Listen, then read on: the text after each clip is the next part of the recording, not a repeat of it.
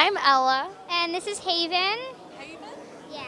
Oh. and we're from the Santa Barbara Middle School Teen Press, and today we're here with Danielle Ryan, Director of the Map to Paradise. James Sherwood, also director. And Daniel MCCALLUM, the composer.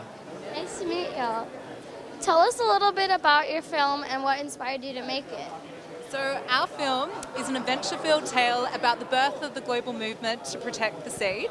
And James and I, we've been making short films about protecting the land and the sea for a number of years now. And we also live beside the ocean, and we make an effort to go into the ocean every single day. And we're just so familiar with the plight of the land and the sea that we just felt compelled to create a story that doesn't just highlight the issues, but kind of gives people inspiration, hope and courage to stand up and protect nature. What were some of the challenges of making this film for you guys? So we shot in quite a lot of quite remote locations. So we went down to Antarctica, for example, where it's freezing cold, and it was snowing, and we didn't really have the gear because we're not on a huge budget. So it was pretty challenging working in those conditions, and also, just being around water the whole time, shooting underwater, it's very, punishing on the gear, and it's very easy to destroy cameras. So yeah, working in those conditions is pretty hard. What could kids our age do to help the ocean? Start by cutting plastics out of your life.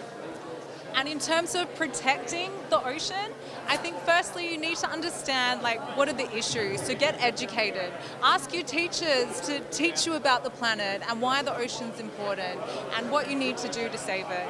And secondly, you can learn yourself, find out where your local marine sanctuary is and your national parks, and find out what's so special about it, because you realize that these wild places, they're very few and rare around the world.